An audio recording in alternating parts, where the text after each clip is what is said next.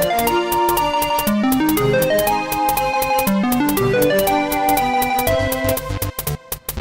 guys, welcome to Bastion Time. I'm your host Bastion. This is Nintendo News.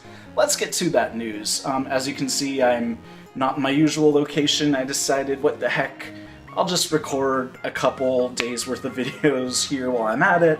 Hopefully they turn out okay. It's been a while since I recorded this way without my usual mic, not my usual location, but let's find out how it goes.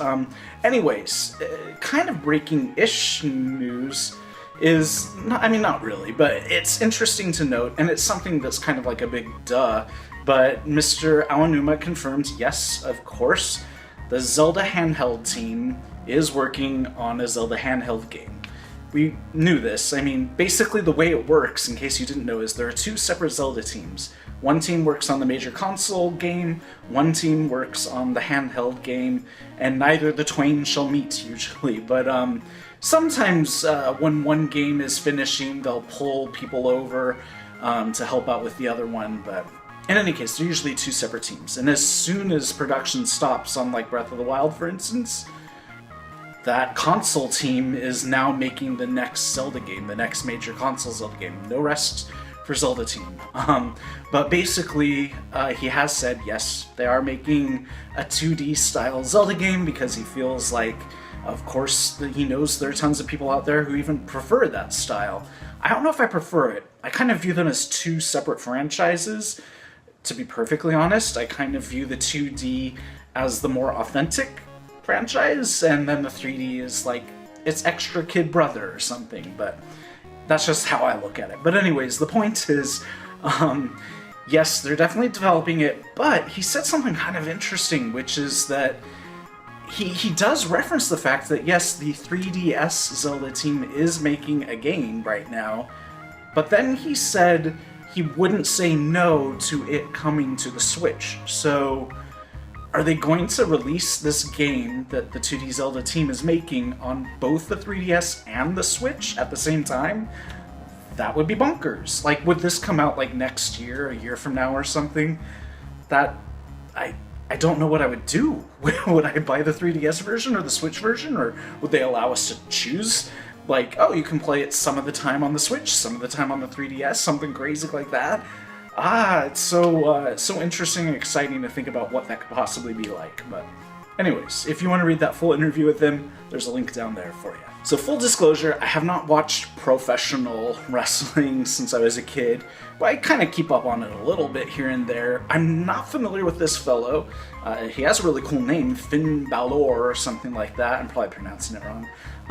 But in any case, he's apparently been injured recently, so he hasn't been doing the wrestling, but he has been playing a lot of 3DS. So it's always cool to see people in the entertainment industry who are huge Nintendo fans and post about their own playing of Nintendo games and whatnot. So now that he's injured, he's been playing a lot of 3DS.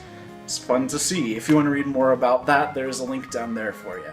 Our next story is about Ganondorf's design, and a little history lesson. Ganondorf was mentioned in A Link to the Past, but we never actually saw him. We only ever saw the Ganon version of him in A Link to the Past.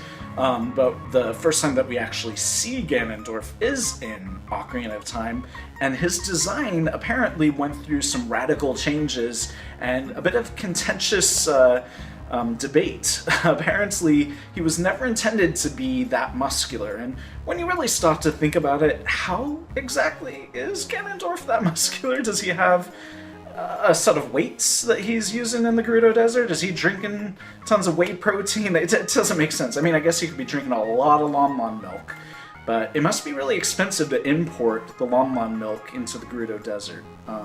Anyways, that's another topic for another time. The point is, apparently he was going to be much leaner, or I guess he's plenty lean, just not as muscular.